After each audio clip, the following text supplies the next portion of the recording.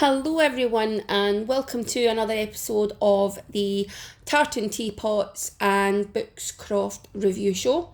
My name's Nicola, and today we're going to be looking at a book that I read last night. And as you can see, we've still got the Healing Coo blanket as my backdrop, but I love Healing Coos, so it's okay.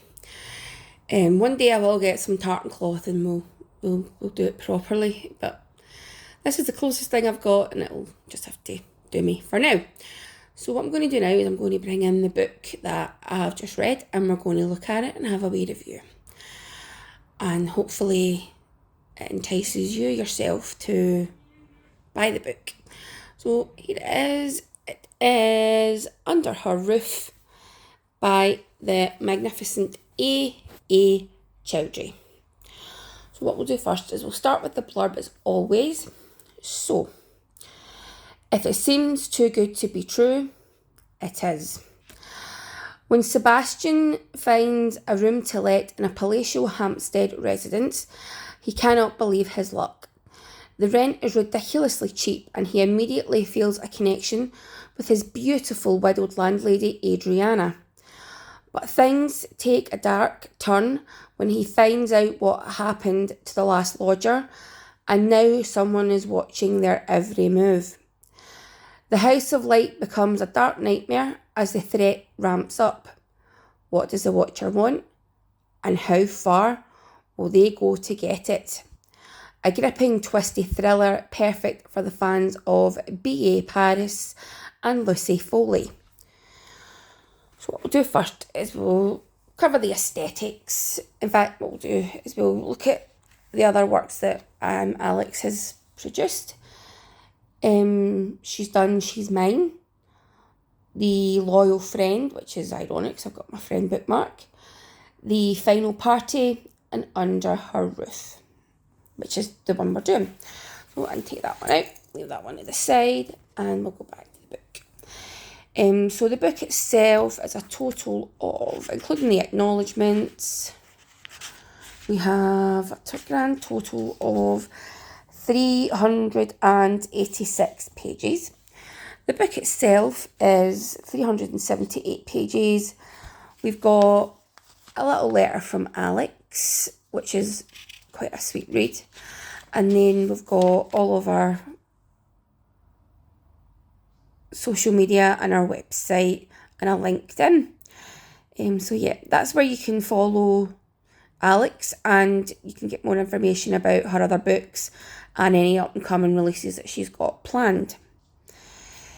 So after that, we've got the acknowledgements, and that's it. I don't normally read the acknowledgements, so I can't really cover it, but usually they're quite sweet. They thank family, friends, publishers, editors, things like that. So what we'll do now is we'll look at the actual cover. I really like the cover on this one. I felt like the door just being illuminated by the porch light was quite warm and welcoming in a way. But we've got all the sort of darkness around there. But the door looks quite nice. You wouldn't not knock it. But it feels like it draws you in before you've even done this and opened the page or opened the cover. But yeah, so I like the cover. Also, it's just a basic paperback. It's just white there. No fancy designs, white on the back, and just some darkness on there with the blurb. So what we'll do as well, also on the cover, we've got the praise for Under Her Roof, so go through that. So, a thrilling and addictive read, that was from B.A. Paris, taut and intricately plotted Imran Mahmood.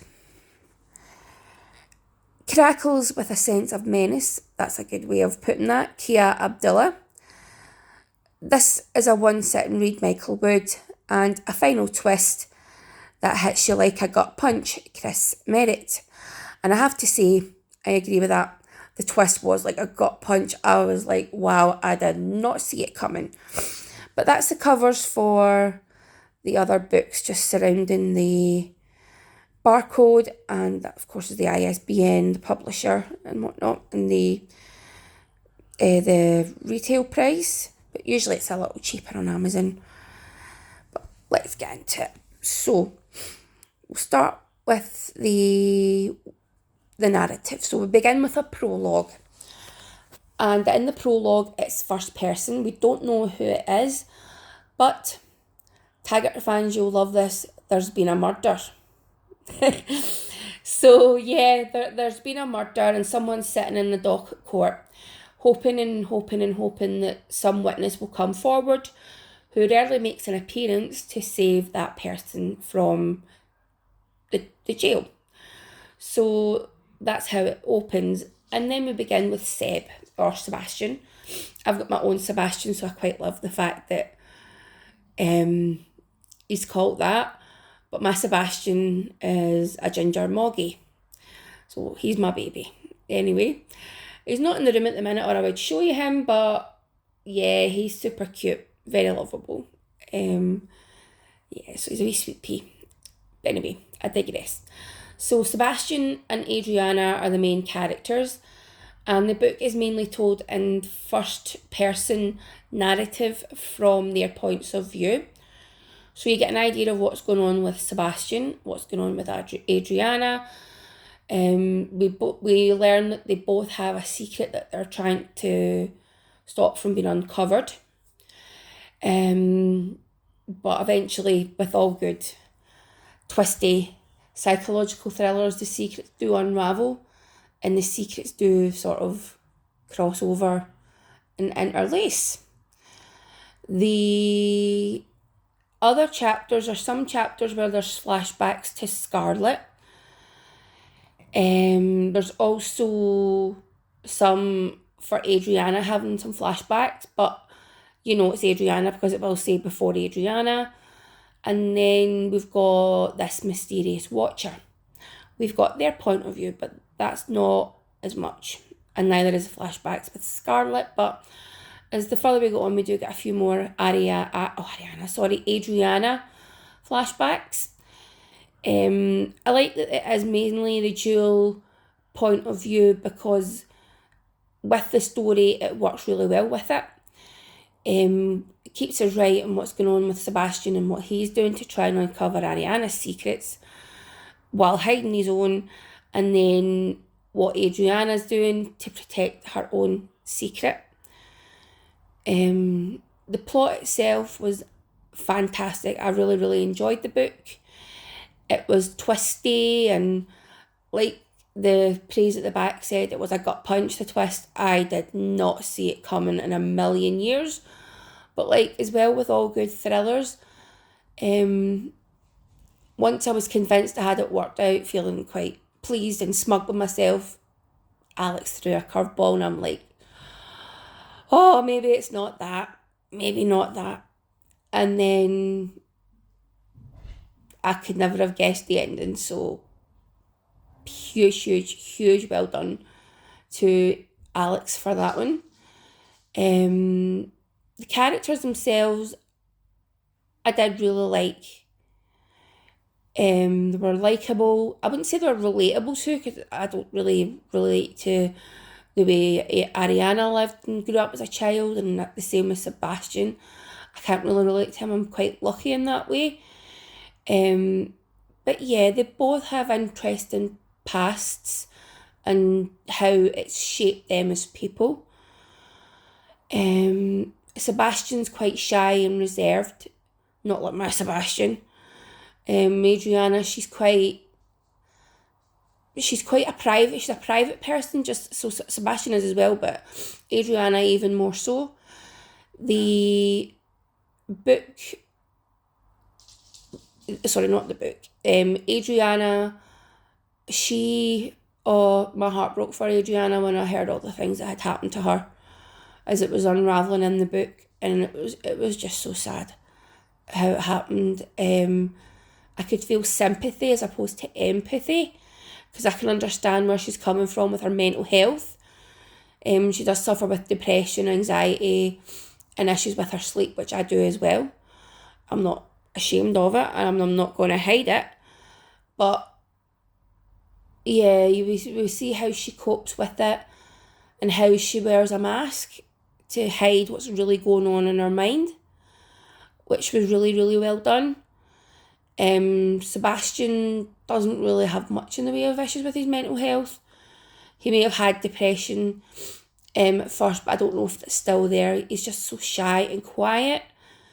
But he's a good person, he's a kind person, and he's only looking out for the best interests of Adriana, which is lovely. So, overall, I love this book. It was my first read for the second half of 2024. And I have given it 5 stars. And for my Goodreads tally, it's book number 82 out of 100. I know, I don't know how I've done 82 books in 6 months. 81 up to June, but this was 82 when I finished that last night. But yeah, I definitely recommend this if you love psychological thrillers, good twisty plot lines, then I really, really recommend this book to you all. Again, you can get it on Amazon, and I imagine places like Waterstones will have it. And before long, I'm not surprised if it'll end up in the works, which is good because they do some really good books in there. I'm not sure about America. You might get it in Barnes and Noble. If Alex has pushed it out to America, of course. But Amazon is the best place to check first. So check there. I've also posted my review on Goodreads and on Instagram. What I'll do is I'll link my Instagram and my Goodreads in the description. And I'll say thank you very much again for your company, as always. But just before I go, sorry, with psychological thrillers, if you do decide to read it, please check trigger warnings. There's a lot in this that could trigger certain things for others, like emotional abuse, physical abuse to a minor. There's mental health, of course. But yeah, double check all the triggers for this book before you dive in and read it, because the most important part of this is you and keeping your own mental health safe. Please do be mindful of the trigger warnings. But thank you so much again for your company. Again, I'm Nicola, and I'll see you all very soon with another review on the Tartan Teapots and Books Croft Review Show. Have a lovely rest of your week, and I'll speak to you soon. Thank you. Bye.